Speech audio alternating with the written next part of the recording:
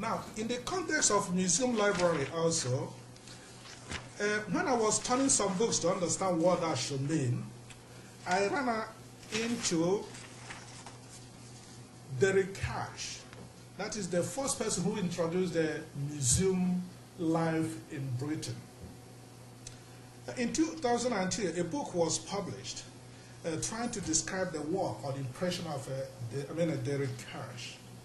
And I quote what Sir Hans Sloane said about the situation. Here he goes. Sir Hans Sloane, the British Museum's founder, the collection was intended, that is the collection, the cultures in the museum is a collective culture that has to do what? He says when you do these collections, in other words, these powerful experiences you share around people, whether you call it powerful experiences of the blacks in building up a historical process, a moment in their life to tell the story about themselves. But that story should not be a single story like Chimamanda pointed out. It must be a collective, culturally shared story that has to impact our social life. Not only that it has to impact our social life, it has to help us to create social responsibilities for ourselves. And look at what he said, that when we go into museum culture, we are devoting to museum what we may call a system of glorifying God and humanity. Something that will benefit humankind. And that his books, his manuscripts, and his curiosities should not be dispersed. They have to form a knowledge system that will help us to design a way of life that will help us live a meaningful life. So having said that, when we talk about culture as a way of life, what do we mean? We mean that every culture has a function, and that is why no culture is superior to another. And I give you a scenario. If I am eating breakfast of bread and a cup of Tim Hortons coffee, and another person is eating breakfast made of a mashed potato, green beans, and a lump of meat. The two people are using different kinds of food, right, to eat their breakfast. Which one do you think has more culture? And supposing the one who is eating bread and Tim Hortons is from Canada, and the other person that is eating mashed potato, green beans, and a lump of meat is from Brazil, for example. Two of them are from different cultural regions. Two of them, whom do you think has more culture in their middle?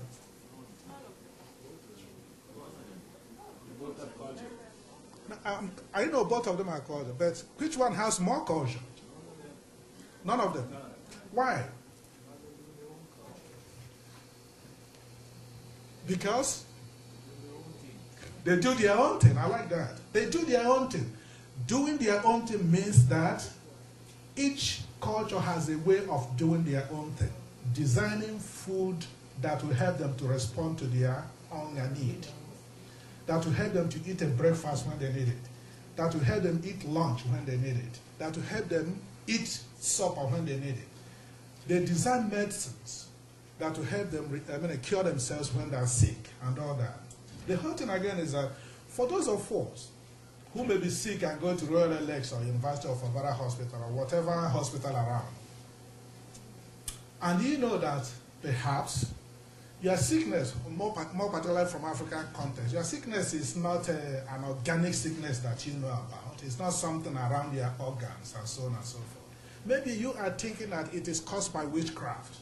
Maybe you are thinking that it is juju influenced kind of sickness and all that. Then you find yourself in the hospital. What is your social responsibility? What will you do? You allow the nurses and the doctors to test every part of you and start giving you drugs that you may not even need, and so on and so forth. So what should be the power of culture to help you to inform the doctors and nurses or your healthcare practitioners to understand what you are going through and how you should be careful? It is empowerment here that culture helps us to get at. Your culture helps you to empower yourself, gain a voice, and use your voice to tell people how your identity should be for you when you are sick. how you should be responded to and how you should be listened to. For example, if I think that I have malaria, which has happened to me before, I traveled home to Nigeria and came home and I had malaria. I went to the other legs. Immediately I mentioned that I had malaria, everybody started running. I told her, I said, what is going on?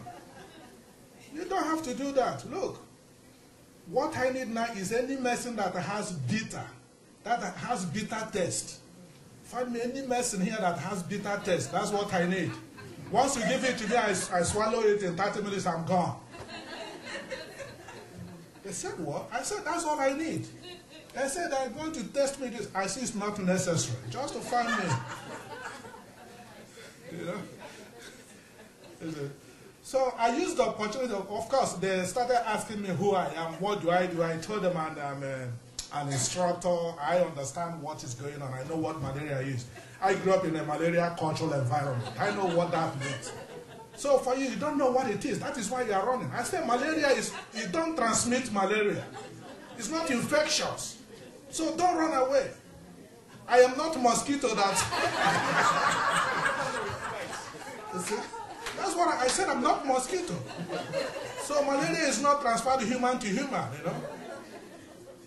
Okay, what has happened is they said, okay, we're going to test and find out properly. They said they're going to send a tropical, you know, specialist from the University of Alberta within 30 minutes. I said, let him not waste his time, you know.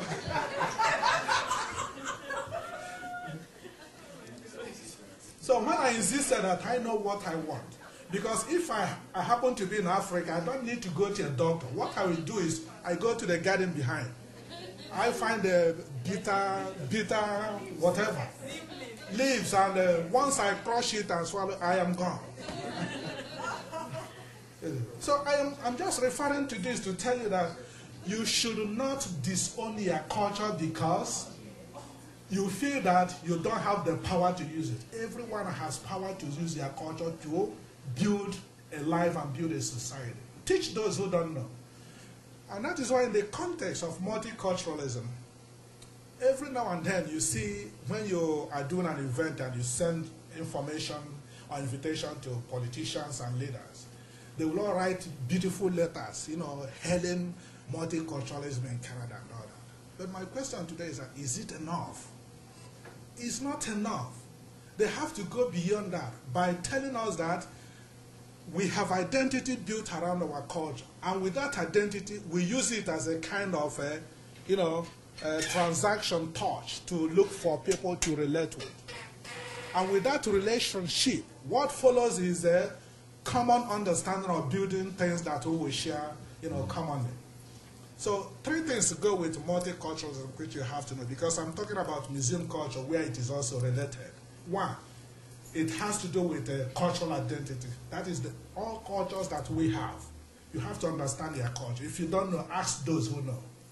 And that is where we make mistakes. We think that we know enough of our culture. It's not. You don't know enough. You have to ask. Once you know enough of your culture, you should be able to use it. Totally. And that is in the context of cultural identity. It's a powerful tool you have to use to drive yourself and negotiate life in the society where you live. Secondly, the next one is interculturalism, which is a component of multiculturalism. What is interculturalism? Once you have your cultural identity, you use it to do what? To relate to others. And after relating, what do you have to do?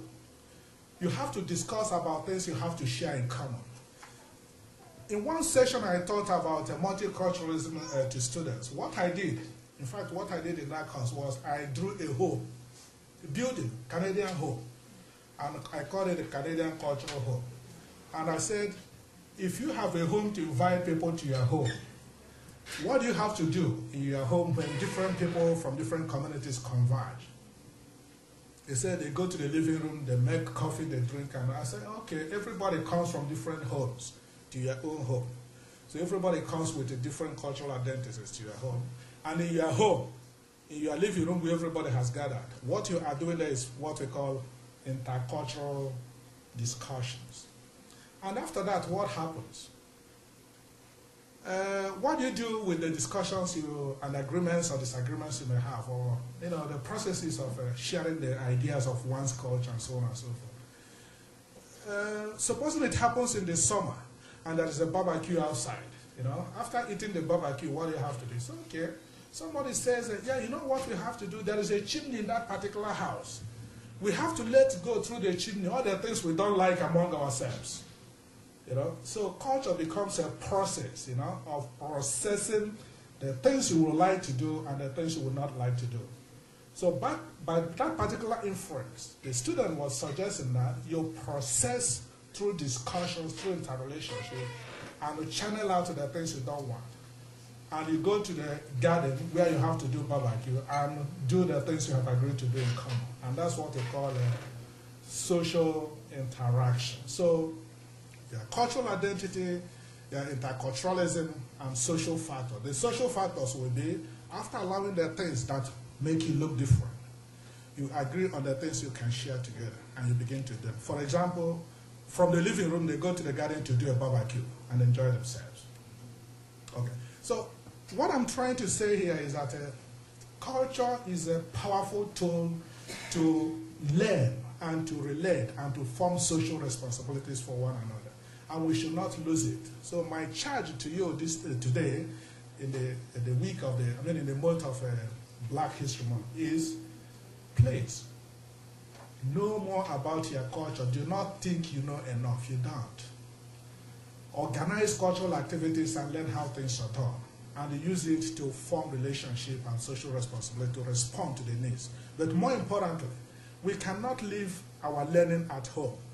We have to bring it into a place where everybody can have opportunity to access that knowledge. So knowledge system is important to be framed in the context of libraries, museums, and so on and so forth. So if you haven't visited any museum before, I will encourage you to visit one in this Black History Month and look at what you may call, I think Neil put it very well in the story of the Black History Month, the origin of the Black History Month. Of course, the UNO declared this year, 2011, as a year of the Black history. So we have to put Black history into the context of our cultural relationship and make it a positive element of our social life in order to form social responsibilities and social relationship. So it's a powerful experience to be here, and I'm happy, even though I'm not speaking too much as I would have liked to. But the most important thing is that this is a gathering that should form us in such a way that tomorrow will always remember that Patrick spoke to you today about culture, and that to know your culture is to know how to use it. If you don't know how to use your culture, learn it, and use it to relate, and use it to form educational systems. For example, knowing what it is. You look at these beautiful photos, pictures, and so on and so forth. Maybe you go to your home area, you devalue the kind of images or symbols your culture may have. Devaluing them isn't knowing your culture. When you understand those symbols, you will like them more. Because you don't understand what those symbols are, you tend to devalue them. Or because they're not made in the flashy pictures like this, you think they're not objects of interest. Every object is a cultural knowledge. Thank you very much.